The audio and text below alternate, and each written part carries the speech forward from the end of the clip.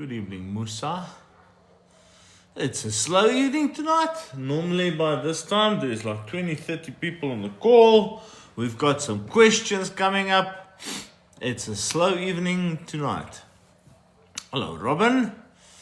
Welcome. Any questions you have? Pop it in and let's see if I can help you. Good evening, folks. It is indeed a bit of a slow evening.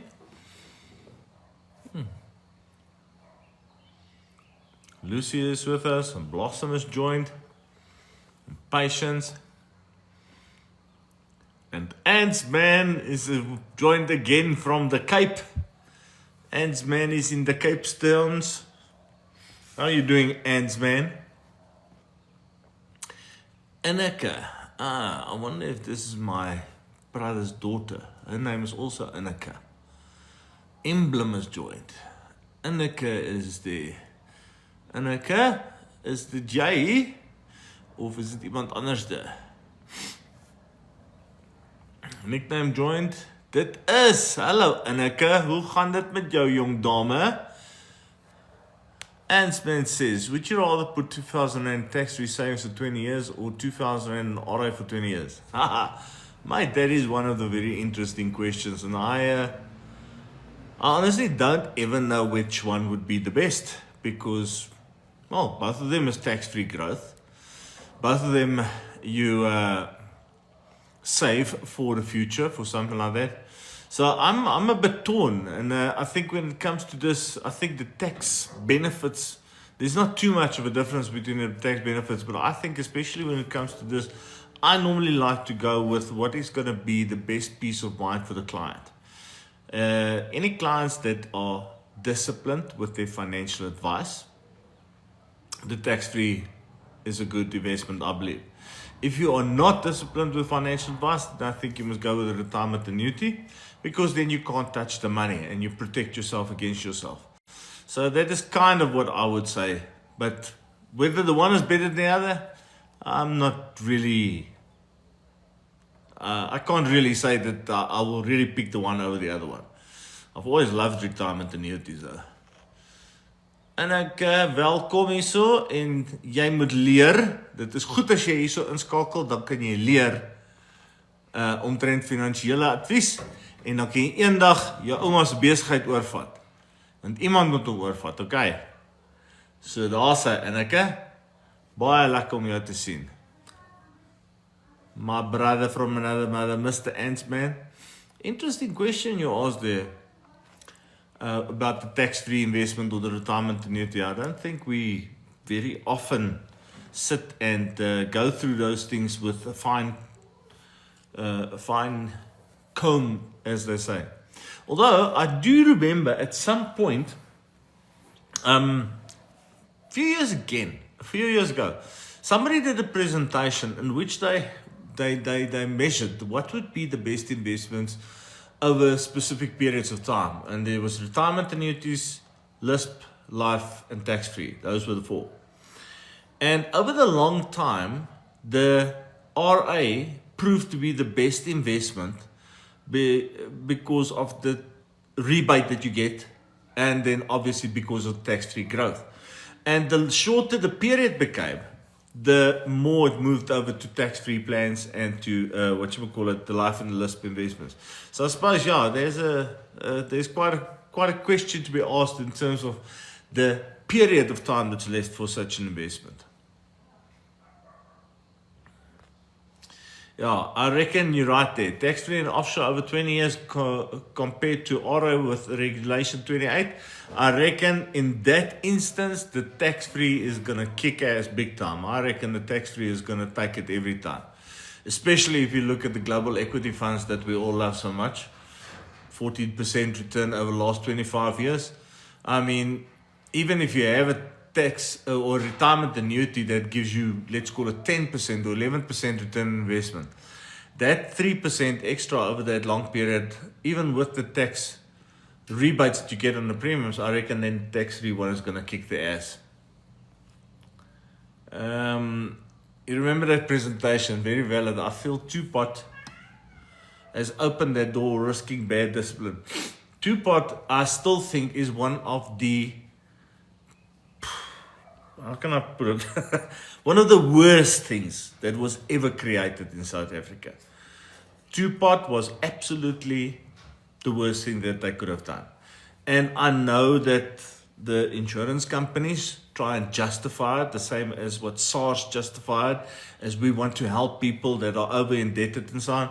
But at the end of the day, my personal opinion is they never had the best interest of people in mind. They never had the best interest of people in mind.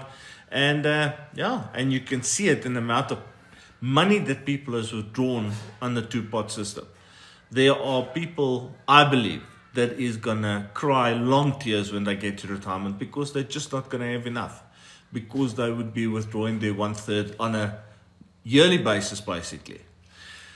So yeah, mate, I do agree with you. The two-pot is such a oh man, it's the worst thing that could have happened. Two-pot's great. I got the dishwasher after tax. Yes. Yeah, but as if you would have drawn money. Ntombisa says, what if I die? Ntombisa, in relation to what? You just asked the question, what if I die?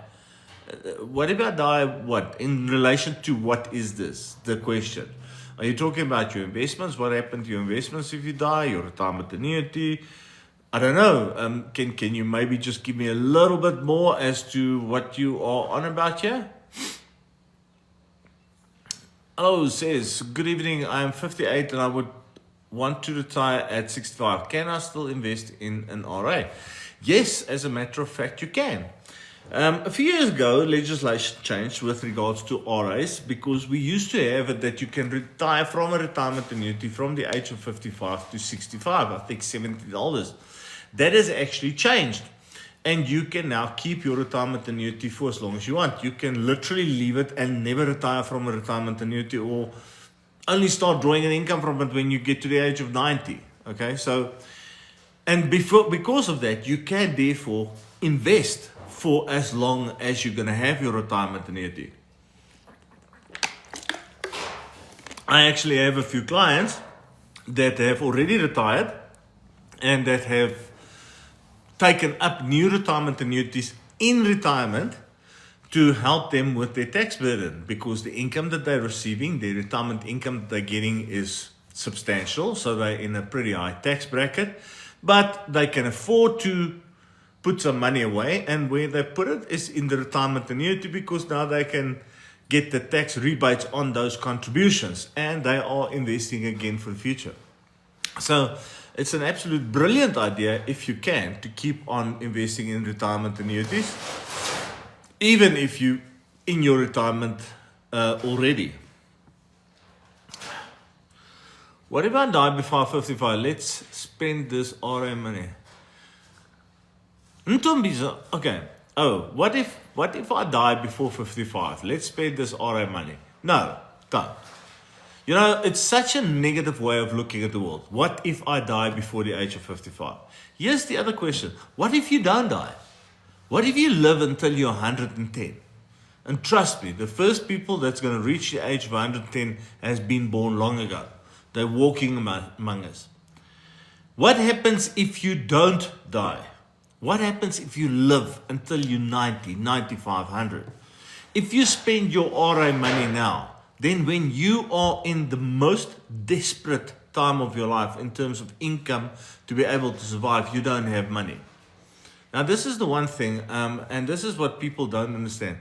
If you build up capital, okay, and not use it, you will have peace of mind. You will have peace in your heart and your mind, everything, that you will never go without food, or you will never be without shelter, or that you can do whatever you want to do. And everybody that's got investments, nobody that has got, that I know, that has investments and has good investments, has ever complained that they could not or did not do what they wanted to do in life. So, no, I do not agree with you. What if you die before the age of 55? Well, then fantastic. Then it goes to a family member or a beneficiary, whatever, and then you have spoiled somebody else. Okay, that's literally what you've done. You spoiled somebody else. You've blessed somebody else. So it is okay.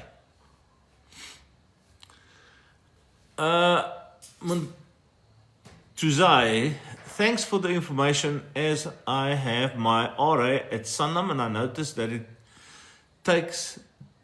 states the end date. Yes, okay. So remember, when you take up a retirement annuity, in most cases, you have to say that you want to retire at the age of 55 or 60 or 65. And they put that in the contract. But you do not have to, at that stage, retire from that retirement annuity.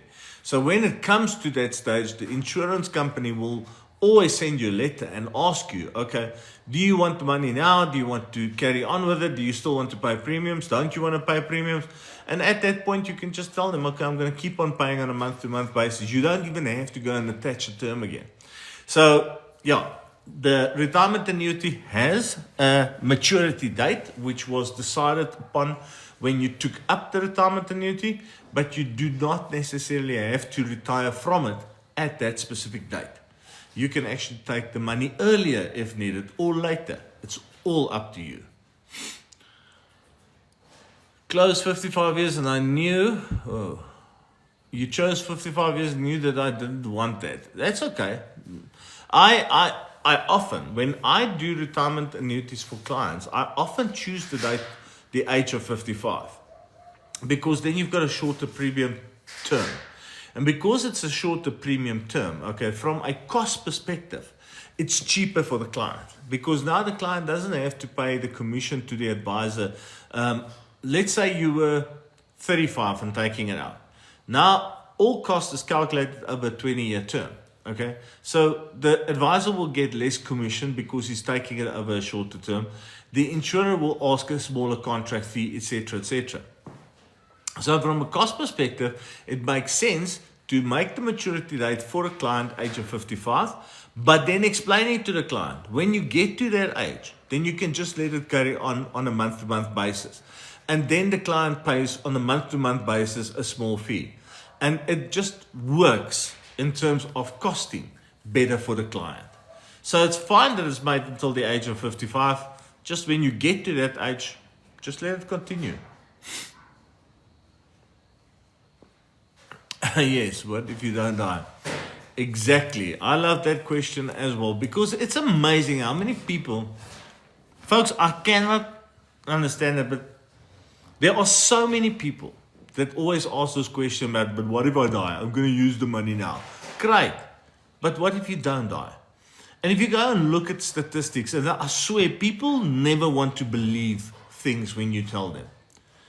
If you look at 100 people that is born, okay, there is more, many more of those people that's going to live to a ripe old age of 70, 80, 90 than those people dying at a younger age. And I don't have the exact statistics, but I promise you, if you take 100 people and you say, how many people is going to die before the age of 55 and how many people is going to live past the age of 55? And I promise you that you are going to find that it's most probably 30% of people, 20 to 30% that will die before the age of 55. The rest are all going to live and become very old. But people don't want to listen. People look for an excuse to go and waste their money. And yes, I'm saying waste their money because people take money and they go and spend it on stuff that they don't need. So people look for excuses to waste money. Any case. Yes, that's true though. Let's see. Sorry folks, just going back. Question, okay. Yes, that's true though. I know it's true. Katlego, I know.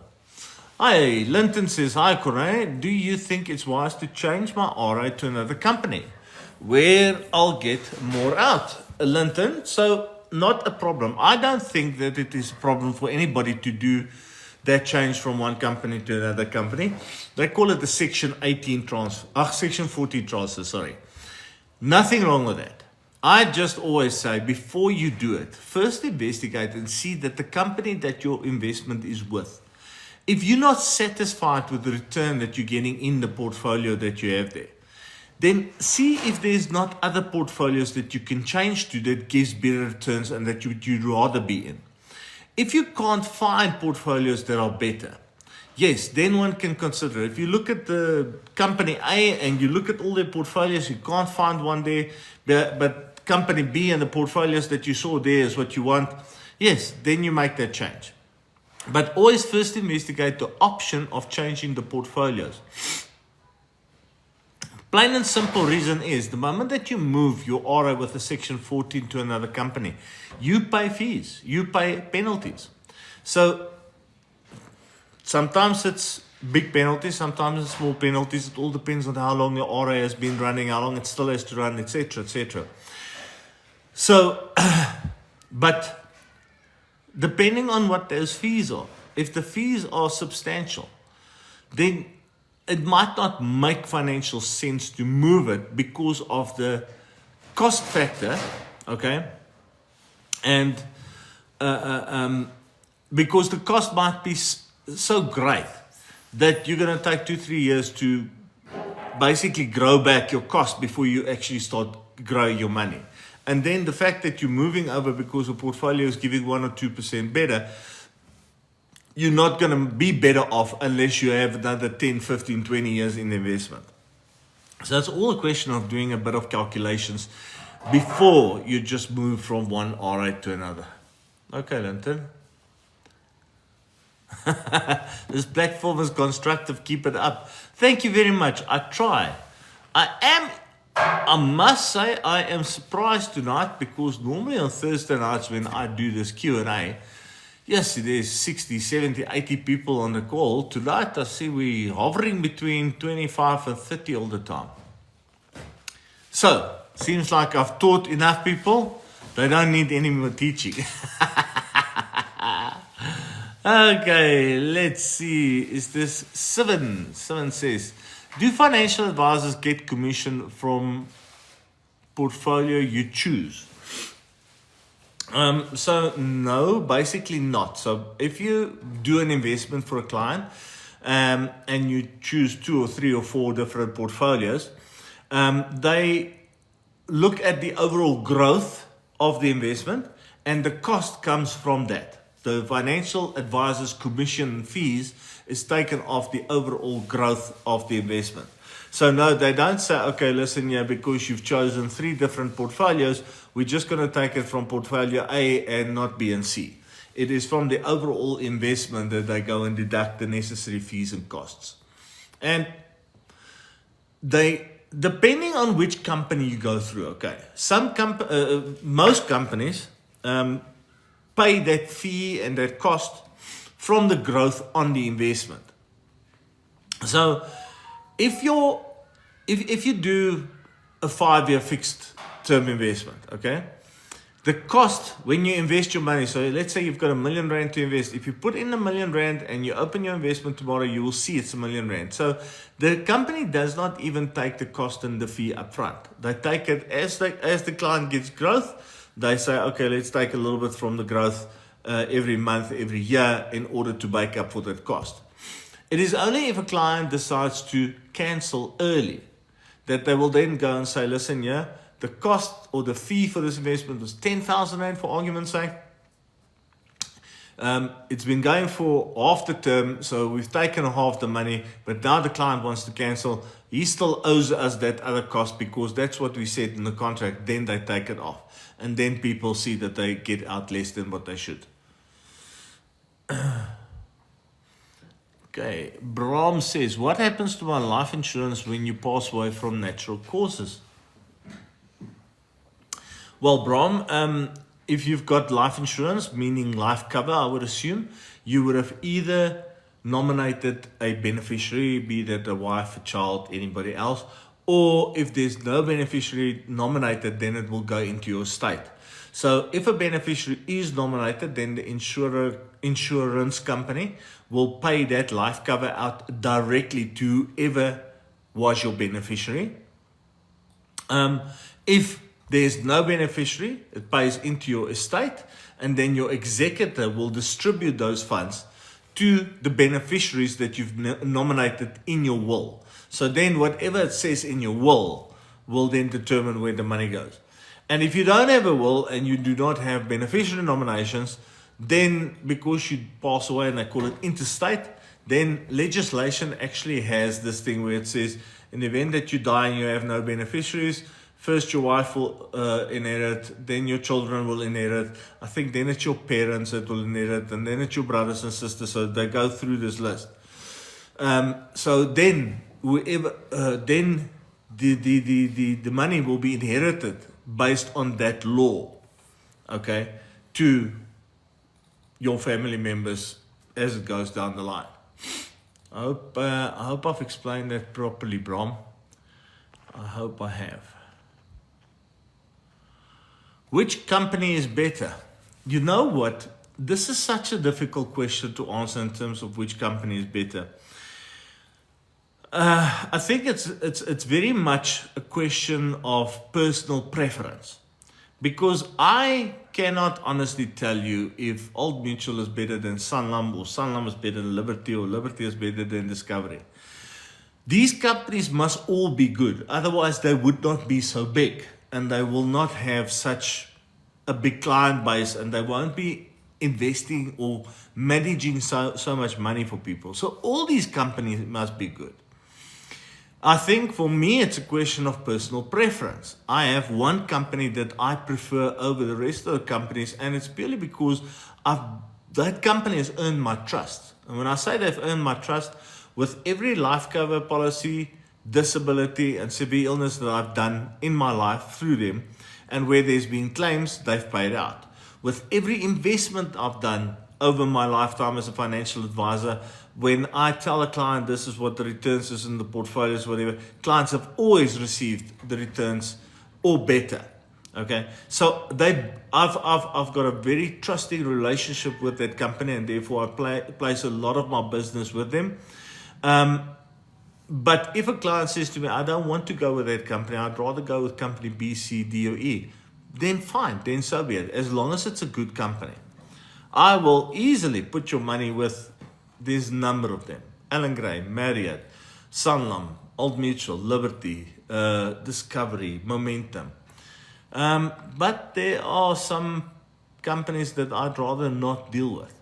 So personal preference, but I really can't tell you that one company is so much better than the other. Some companies are slower than others, that I can tell you. Where did sorry, I did see something here. Linton says, I'm getting an estimated amount at 57, but at the other company I get an exact amount. So Linton, just be careful with regards to what you're saying there. Remember, if you're getting an estimated amount, it's because they're doing a projection, because they have to make assumptions with what they think the portfolio can grow with. If you get a company that says this is the exact amount, then it means that they are putting you into a guaranteed fund. And if they're putting you into a guaranteed fund, sir, I promise you, the guaranteed returns at this stage is not fantastic. I mean, we're talking 6.2%. So it is, no, I'd rather not put my money into a guaranteed portfolio. I'd rather have it in a, not even a fully aggressive fund, maybe even a medium risk fund, where I know I should be getting a 9.5% return on investment, than putting it into a guaranteed place and I'm going to get 6 or 7% return.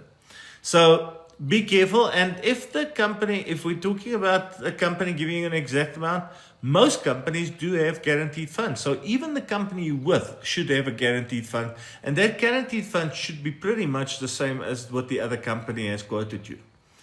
But again, you know, you're 57 years old. You should not be too conservative with your investment. You've got a long investment horizon in front of you. I mean, if you go and look at what statistics says, men's life expectancy is 78.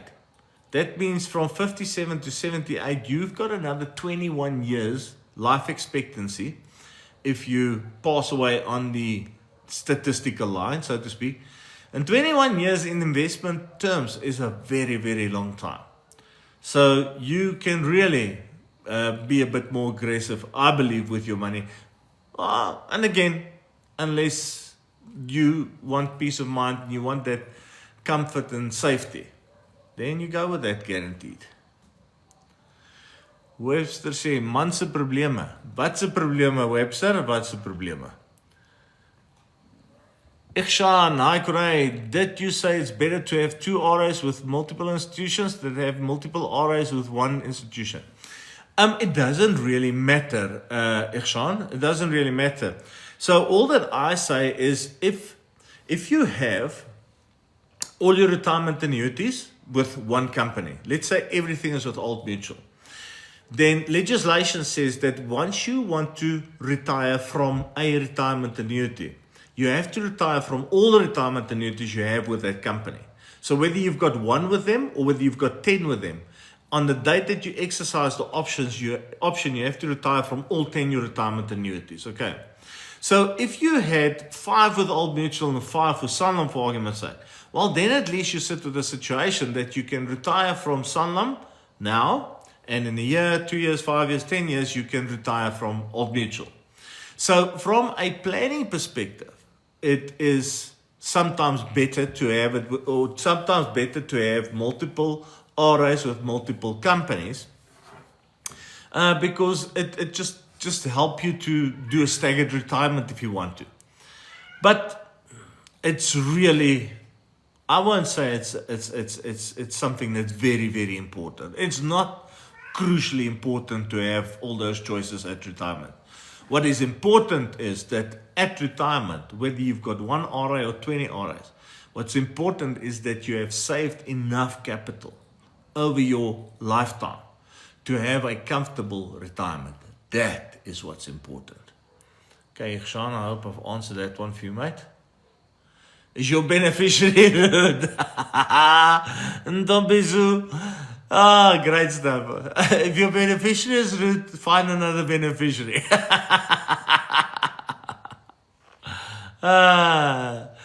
Lovely. Bram sê maak 100% sin. Great, Bram. Happiness, mate, happiness.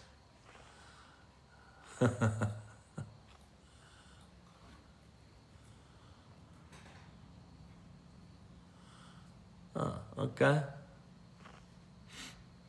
I see we're up to 54. So people were just a bit on the slow side tonight. People were coming back from work late or something like that, eh? Okay, let's see what we've got next. I am Sean Don, looks like it. Can I transfer my life cover from one company to another? No, sir, you cannot transfer life cover from one company to another. If you wish to do life cover with a different company and you don't want to be with the old company, you physically have to cancel with the old company and start with the new company. It's called replacement. In our industry, it's also called churning. And it is unfortunately one of the things that a lot of financial advisors out there do. Not necessarily to the benefit of the client, but to the benefit of their own pockets, because they write their business, they get it. So you can't transfer life cover. The only time that you can actually transfer life cover is if you've got a group life benefit. So if you've got at your work, you've got a pension or provident fund and you've got group life cover, then if you retire or resign, then very many of these companies have the option to say, I want to keep that life cover, I don't want to lose it, and they can then do a new quote for you, and you can take out a new life policy, but without having to do medicals or anything like that, so you get a continuation on your life cover. That is the only time, and normally it depends on the company, because normally it would be from the same company to the same company, but sometimes it could actually be from one company to another company.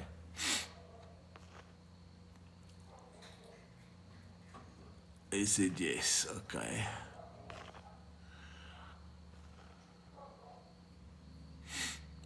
Best side hustles for college students. Jeez, man. So when I started out, I started working when I was 12 years old. I started delivering telegrams at the post office. Can you believe it? I worked in a tater sauce at some point, helping the Panthers to make their betting. Yeah. And then after school, I started waitering. So I did very well with waitering. There's a lot of, especially for youngsters, I think there's a lot of people that is my age that wants to make videos but doesn't really know and understand how to do the editing.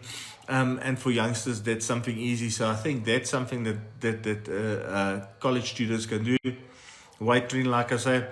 I know of a young man, he is now in grade 11, who started the printing company a few years ago. As a matter of fact, I've ordered cups with our company logo on printed by him. I've ordered some golf shirts for our company that he's printed. So that is not a bad side hustle, I believe. I know of a student that actually started taking photographs at school for whatever, any event that takes place, sporting events, whatever, and then he would sell those photographs to the other students. So I think there's really a lot of things that students can do in terms of a side hustle to earn some money. You just have to apply your mind. At the end of the day, any type of business, any business that one starts is a problem that somebody has that you solve for them. So if you look around you and you see that there's always people that have a problem, that they need this or they want that, and if you can solve a problem for a person, you can start a business.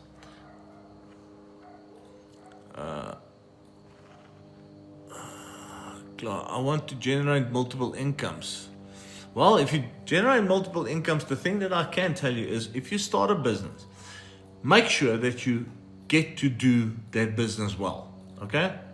And first become the master of that business. And then you can start a second business. And then you can start a third. But master the businesses as you go. And it's pretty much the same formula. As a matter of fact, I don't know if you've ever seen or heard of Alex Hormozi. Go and read the latest book that Alex Hormozi has written in regards to, I think he calls it $100 million offers or something to that effect. Go and read his book. It's the same system that you can use over and over. And once you have started one business and you're doing well in it and you've created the systems, it's copy, paste, copy, paste, copy, paste. And then you can do in different, different economy, different parts of the economy, you can have different businesses. You won't even have to do the same thing over and over. So that's what I would say if you want to generate multiple incomes. Old Mutual Super Fund, I love it to bits. I tell you, I love Old Mutual Super Fund. We use Old Mutual Super Fund on a number of group schemes that we've done for people. And what's nice about Superfund is once the company is onboarded, the administration is pretty easy. But which is better for me is the fact that you can make use of funds such as the Old Mutual Absolute Smooth Growth Fund and the Old Mutual Balance Fund, which are funds that gives great returns on investment. The cost is also very good in relation to other companies. It's very low in relation to other companies. So yes, I like Superfund, Joey. Is it true that SARS is going to stop medical aid rebates? I don't know. I have not read anything about it. I've not seen anything about it. And if something like that happens, we would hear about it basically in February of the year. February, March, April, May, June, July, August. February or around about August, September. That's when they do the 2 budget speeches per year. So if anything is going to happen like that, it will be announced in those dates. Anybody that says something like that now, I don't know if it's, I don't know. Maybe it's just people spreading rumors again. Party says, I'm an intern and learning so much. Oh, fantastic. What type of intern are you? Party, let me know what type of intern you are. Inamandla says, what's better for the first time saver, retirement annuity or life insurance? Okay, it's not so easy to just answer a question like this. And the reason why it's not so easy is because I don't know your circumstances, okay? That's the most important thing. So if you are a single person, okay, and you don't have financial dependence, then you most probably don't need any life cover. If you don't have any financial responsibilities, financial debt, financial dependence, you most probably don't need life cover. If you've started working, disability cover is most probably the most important thing for you to make sure that if something should happen to you and you become disabled, that you can replace your income, okay? Retirement annuity, the earlier you can start, the better, because you need to make provision for the day that you're going to retire.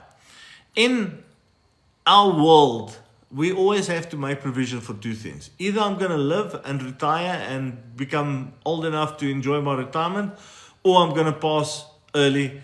And only one of the two is going to happen, but you have to make provision for both. So it's very difficult to tell a person, yes, it's better to do a retirement annuity or better to do life insurance, because it's going to depend on your personal circumstances.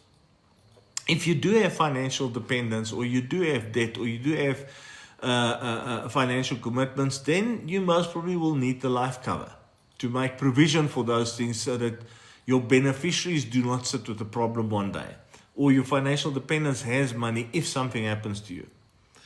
I would say, to be on the safe side, this must probably a 50-50. You must do some investment and some cover, but the only way to tell you what is best for you is to actually have a consultation with a person, because like I say, every person is different, every person's needs are different, and the only way to establish what your need is to have a consultation, find out what your hopes is, your dreams, your needs, and then based on that, to then make recommendations. As a student starting work soon, should I pick Allan Gray, Old Mutual, or another RA for retirement? Really, it's like the question I answered earlier about which company is the best. I think all these companies are great. And at the end of the day, I think what you need to decide on is on the portfolio that you're going to choose.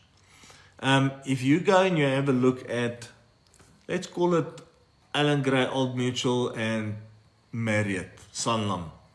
If you go and take 3 or 4 companies like that, and each of them will have a balanced fund, Old Mutual balanced fund and Gray balanced fund. If you go and you look at the fund fact sheets of those companies, you would see that the returns on those balanced funds are pretty much the same across the board. The one company will just be better this year than last year. But if you go back a year, then you would find that the other company was the better one for that year.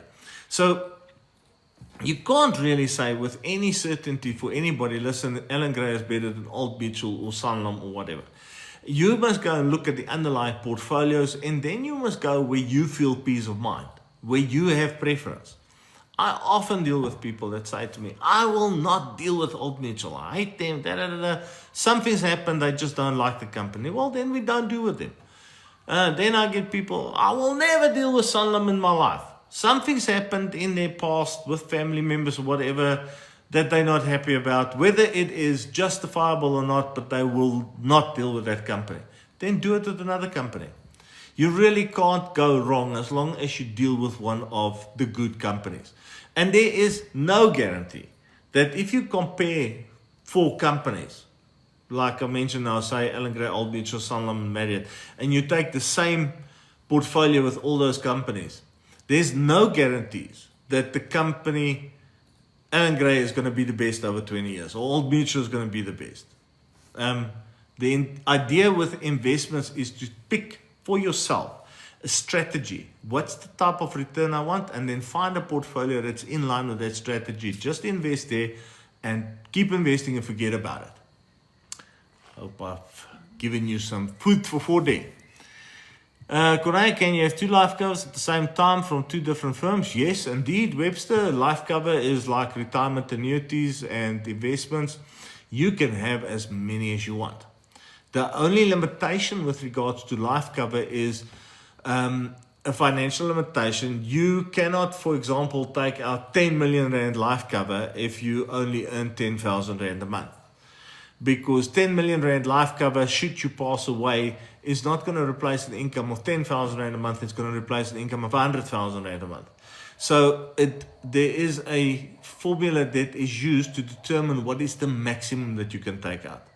But let's say that your income is sufficient to justify that you can have 10 million rand life cover. You can have 20 different life policies with 20 different insurance companies, and they have 500,000 with each of them to make up your 10 million. No problem with regards to that.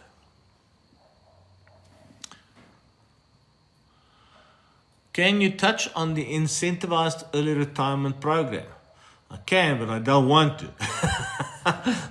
We're talking about GPF, and basically what they've come up with is they have said to people, listen here, normal retirement age is age of 60, but if you want to, you can apply for early retirement from the age of 55, and we will, and not the GPF itself, but the department that you work for, they will compensate you. So basically what happens is, if you are going to retire and you would have retired with the income of 10,000 rand a month, but now you're going to go at the age of 55, you're going to get 8,000 rand a month. They go and do a calculation and say, listen, yeah, if we give you X amount extra capital, it will make up for that difference of 2,000 rand. And therefore you will not be worse off by retiring at the age of 55 than at the age of 60. So first of all, you have to apply for it. It's not automatic, okay? But here's my problem with regards to the early retirement. It only compensates you for the years 55 to 60. It does not compensate you from there on. So although you will not be getting out less because you retire at the age of 55 than what you would have got in the age of 60, you're definitely not going to get the same income post 60 that you would have gotten if you just waited for normal retirement. I hope I've answered that one for you.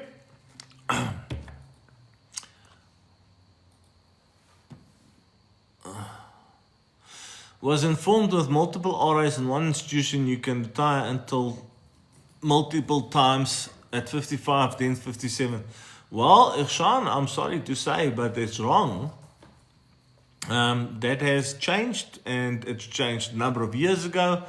I remember, yes, I don't know, 10 years ago, 8 years ago, you could still do that. You could still do multiple retirement ages because you've got multiple RAs, but not anymore. That has been stopped. The legislation with it has changed. So you cannot, if you've got multiple RAs with one institution, the day that you decide, okay, I'm going to exercise the option, you have to do it on every RA that you have, all of them together. Oh, sorry. Yo, suddenly, everybody is here.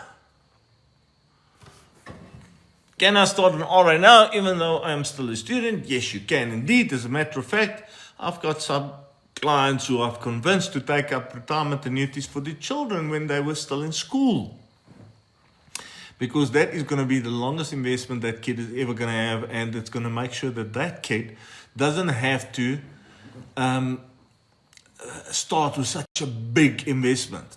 So yes, you can start now. You can get tax deductions if you're going to be earning income, and if you do not get the tax deductions, it rolls over to retirement, and at retirement you will get the tax deduction.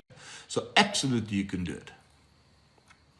I would like to buy an investment property for rentals. Well, sir, if you want to do that, you're speaking to the wrong man, because I do not like property as an investment.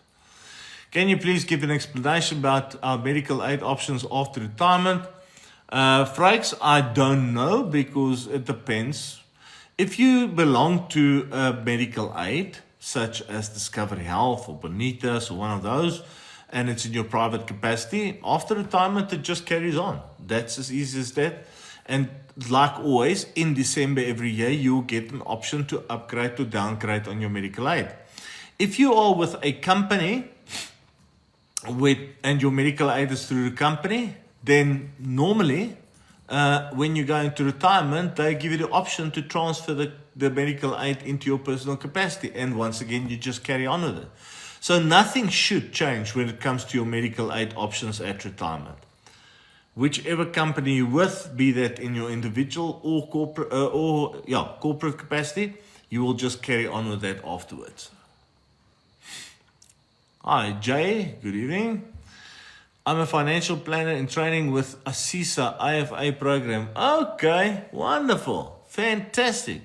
Well, Party, then what you must do is you send me a WhatsApp and then I will give you a few pointers with regards to our industry. It's a wonderful industry if you do it with the right attitude. And I'm glad you're doing it because there's a big need for financial advisors in South Africa. We have a humongous shortage. Bet Correa is going to say that he's not a good investment. You're talking about the property? Yeah, I'm not going to say it's not a good investment. I'm not a fan. That's it. I do not like property investments. Property investments, folks, just touch on it quickly. Buying a house or a flat or townhouse, according to me, is not a good property investment because of all the headaches that comes with it. If you do a property portfolio via any of the insurers or investment houses, okay, those portfolio managers don't invest in houses, townhouses, and flats for rental. They invest in shopping centers. That is where a good property investment is. But if you're going to buy a house and this, I'd rather not.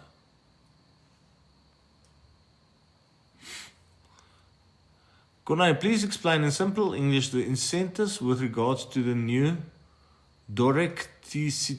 I have no idea what you're talking about here, Vinny. I honestly don't know what this Dorek TCT tip thing is. Sorry. If I know what it is, then maybe I can try and explain to you, but I have absolutely no idea what you're talking about here. Zach says, will tax-free savings be better than the RA course? You'll have quicker access. Zach, funny enough, Ants asked the same question earlier, and I don't know. I feel the thing is with regards to the two investments, they're made for different reasons, okay? Both of them give you tax-free growth on your investment, but the tax-free investment is liquid and you can access the money whenever you need it. A retirement annuity ties you in until the age of 55. So my thing is, if you are not good in terms of financial discipline, the retirement annuity is most probably the better one because you can't touch your money. But if you are good with your financial discipline, then the tax-free will most probably be the better investment. The important thing on both of these is that you need to do it over a long term to actually get a good return on investment and to make the tax-free benefit worthwhile for you.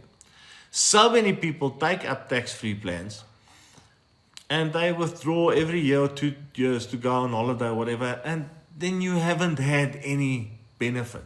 The little bit of savings that you've then had is just, it's so little it doesn't even make sense.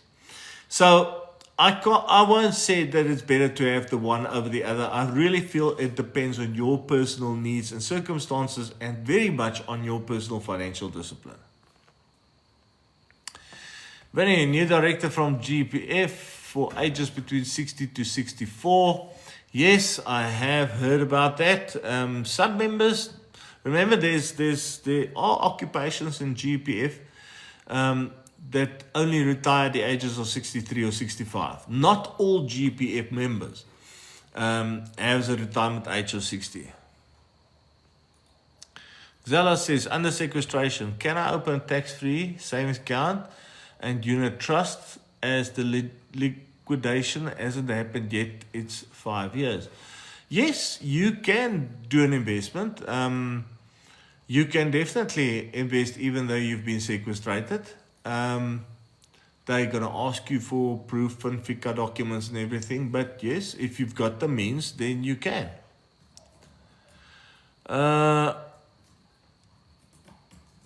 Jay says, I'm going to apply for it now. I'm 55. They offer 1 week pay for every year. I have 34 years GPF.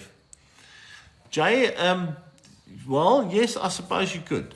But what you are telling me here is what they're going to give you extra, okay? This is what they're going to offer you as a golden nugget so that you do take the offer at the age of and retire at the age of 55.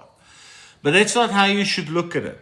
What you should do is you should go and look at what that is that you're going to get now as retirement, as well as what is the total amount of this 1 week pay per year. And then you have to take all of that and say, okay, what am I going to get as a monthly income? Is it going to be sufficient? And only if that answer is yes, then you should make the decision. Making a decision based on what they promise you, but without having the figures, that's not a good way to do it. Promise you. Okay, let's see. Is it worthwhile? If it's not approved, I will work some more years. Like I say, Jay, get the figures. When they make the offer, they give you the figures. Go and sit with the figures and let somebody help you do the calculations. I am a big supporter of people to work longer in life, because I have seen people that don't work too long, that retire at the age of 55, they go and sit at home and they've got nothing to do, they've got no interests, and they get bored with life, and they literally die from boredom. I promise you. So I'm a big supporter of people to work longer, because if you work longer, you keep your mind active for longer. And over and above that, you then have more funds to retire with, and you've got a shorter period that your funds need to last. So you've got a better chance on a much better and more comfortable retirement. Is it worthwhile? If it's not approved, I will work some more years. Well, I think I've just explained to you the best I can. Van says, please explain tax on excess pension fund contributions at retirement. Okay, Van, so let's say you have been contributing towards your retirement annuity, and your maximum 27.5% that you could contribute on a yearly basis was 100,000 Rand. So you are saving 100,000 Rand, or you can save 100,000 Rand and you can get the full tax deductions. But now you're actually saving 150,000 Rand. So you get your tax rebate on 100,000, but you don't get it on the 50,000 because that exceeds your limit. That 50,000 then rolls over to retirement. So when you get to the point of retirement, now they go and they say, okay, well, you can get 1/3 in cash, of which 550,000 is tax-free. Now, let's say your 1/3 is, call it 1 million Rand. Then they go and look at all those 50,000s that you did not get a tax deduction on during your lifetime. So let's say you've got 200,000 Rand that you did not. Then your 550,000 becomes 750,000 that they give you tax-free. And if you're not going to take the tax-free portion, then they say, okay, well, on the income, we're going to give you a portion of the income tax-free, because you first have to get the benefit of these excess funds that you never got. And that, in short, is what happens to those additional contributions.